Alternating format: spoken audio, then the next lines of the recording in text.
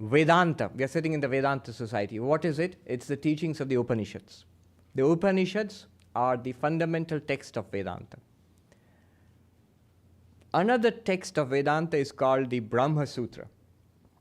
And the third text of the Vedanta, fundamental text of Vedanta, is called the Bhagavad Gita. Right?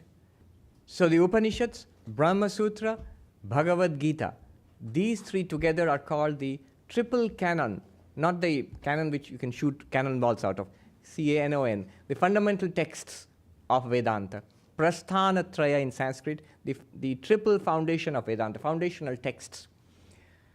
Now, of these three, the second one, Brahma Sutras, it's a collection of, say, about 555 aphorisms. Depending on which school you follow, it's 555 or a little different.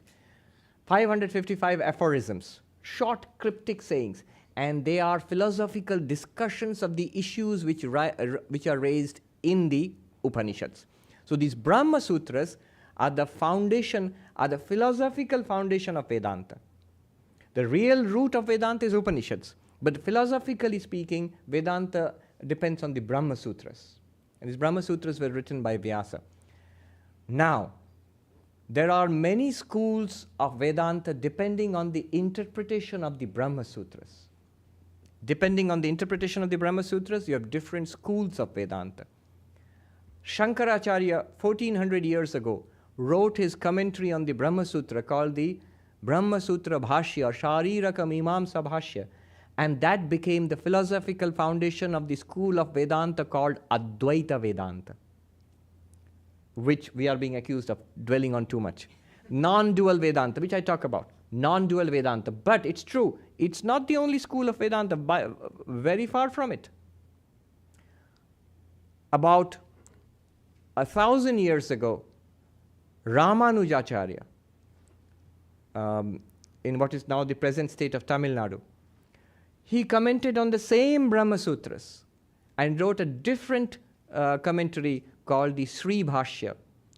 And his commentary became the foundational, philosophical foundation of the school of Vedanta known as Vishishadvaita, qualified monism or qualified non-dualism. 200 years after him, Madhvacharya, in what is now the state of Karnataka, Udupi, there's a place now, he wrote his own commentary called the Purna Pragya Bhashya on the same Brahma Sutras, giving rise to the Dwaita Vedanta, the dualistic school of Vedanta. Look at this, non-dualistic school, qualified non-dualism, dualism, Advaita, Vishishadvaita, Dwaita, and there are major differences in these schools. They all talk about Brahman, but in different ways. For example, a central difference is, Shankara says, you are Brahman. Really, if you know yourself, you are Brahman. Ramanuja says in Vishishadvaita, you are not Brahman, you are a part of Brahman. This whole universe is a unity, not an identity. It's a unity composed of parts. Just as your hands and feet are parts of you, but they are not the whole of you. Similarly, we are all parts of God. But you are not identical with God.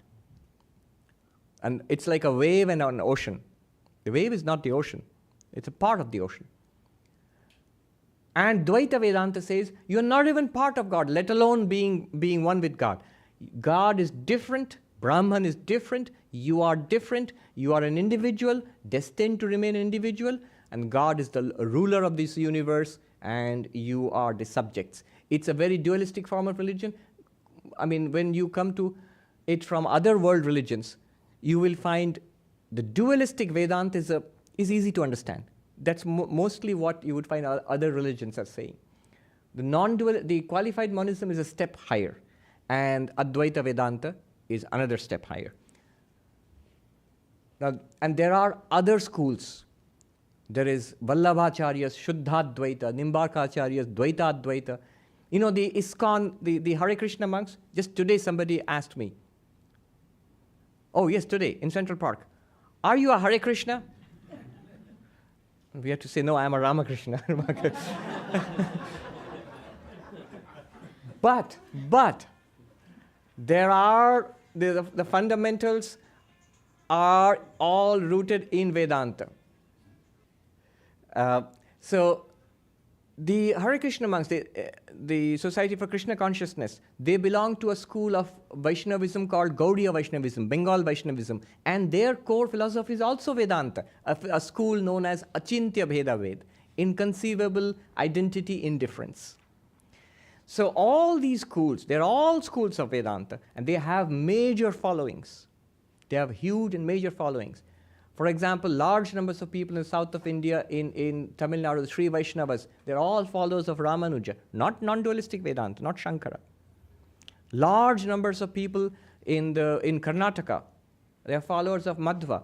In fact, until Chaitanya school of Bengal Vaishnavism developed its own Vedanta philosophy, they were all followers of Madhva, the dualistic Vedanta in Karnataka, and so on. And in fact, directly followers of Shankara might be fewer in number than all the others.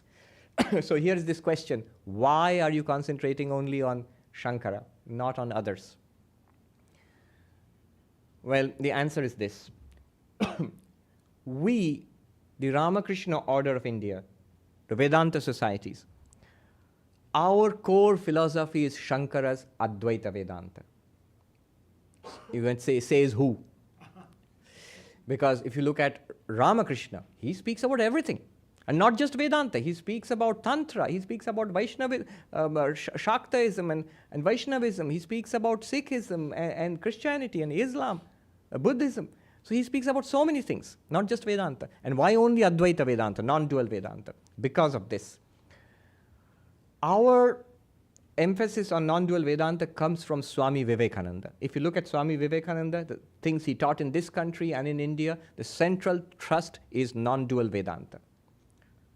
Second, our sannyasa, we are monks. And if you actually, my name is Swami Sarvapriyananda, some of you might know, but do you know that that's not my whole name? I don't use the whole name. The full form is Sarvapriyananda Puri. Puri, that title shows which denomination of monastic orders I belong to. I belong to a denomination called the Puri Sampradaya. And that is part of a 10-fold denomination started by Shankaracharya. 10 orders of monks, among whom Puri is one. There is Bharati and Saraswati and Giri and so on. There are 10 orders, and we are one of those orders, started by Shankaracharya, the non-dualist orders of monks. So that's another thing. Our sannyasa, the process we go through for monasticism, the vows of monasticism, they make sense only in non-dualism. The mantras which we take at the time of sannyasa are completely the mantras used in Shankara's orders. There are monastic orders for the dualistic Vedanta. That's different. There are monastic orders for non-dualistic Vedanta. They are different orders. But we are not part of that. But we are in a liberal sense. We are not strict non-dualistics saying that Vedanta is only non-dualism and the others are wrong. We don't say that.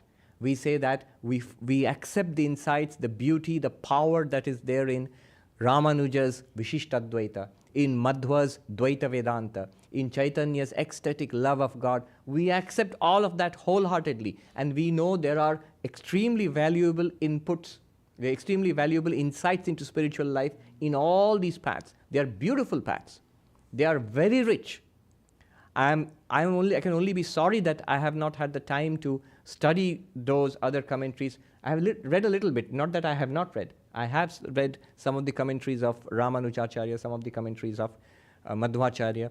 And I'll have you know that our order has produced scholars who have translated not only the commentaries of Shankaracharya, famously commentaries of Shankaracharya, but commentary of Virishwananandaji. He translated Sri Bhashya, the commentary of Ramanujacharya into English. It's available. The Gita commentary of Ramanujacharya in the qualified non-dualistic, qualified monistic philosophy, written by Ramanujacharya, the commentary on the Gita, has been translated and published from our order. So our order, we have monks who have seriously studied the Vishishadvaita, Dwaita, and different schools of Vedanta. But primarily Advaita, because our central philosophy is Advaita. In one of our ashrams in Mayavati, in the Himalayas, Swami Vivekananda established it, and he said no ritualistic worship will be there.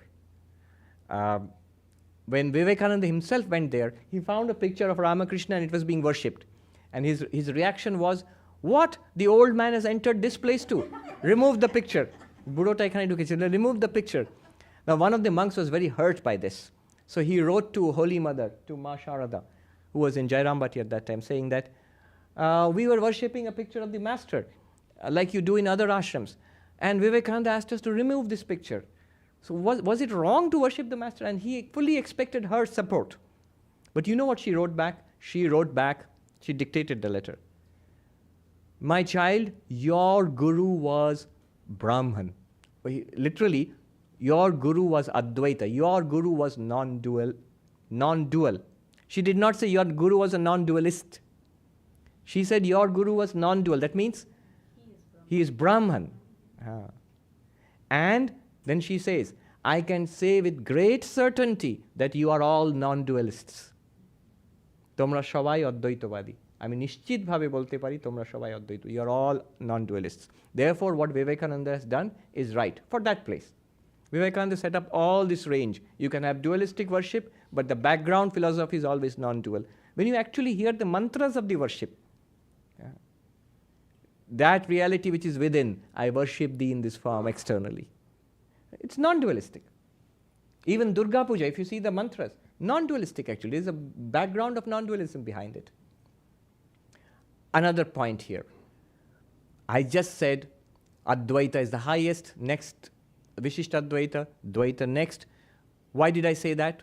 Would a dualist accept it? That dualism is a rung in the ladder, next rung is qualified non-dualism, and the highest is non-dualism. Would a dualist accept it? Never.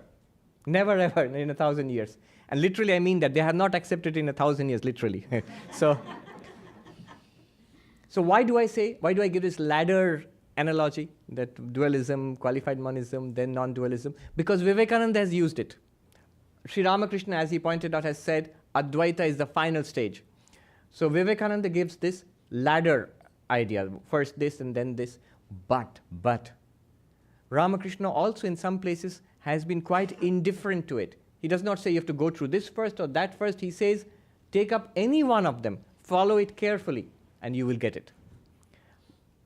Swami Bhuteshananda, when this question was put to him, I remember this, he was very humorous.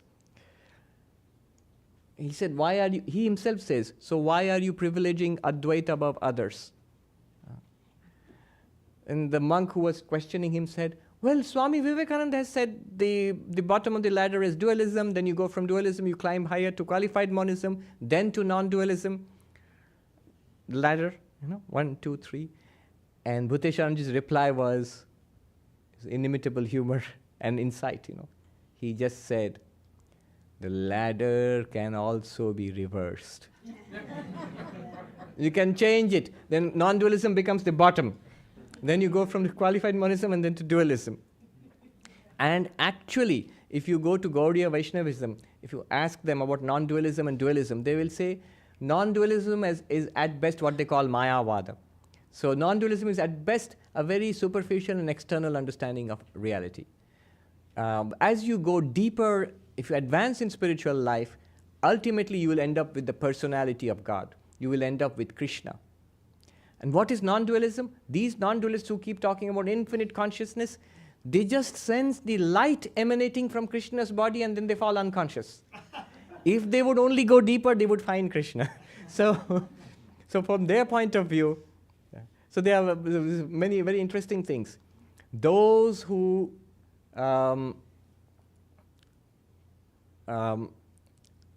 love Krishna, after death they will attain to the company of Krishna, in the presence of God. You will always stay there and sing the praises of Krishna and all that.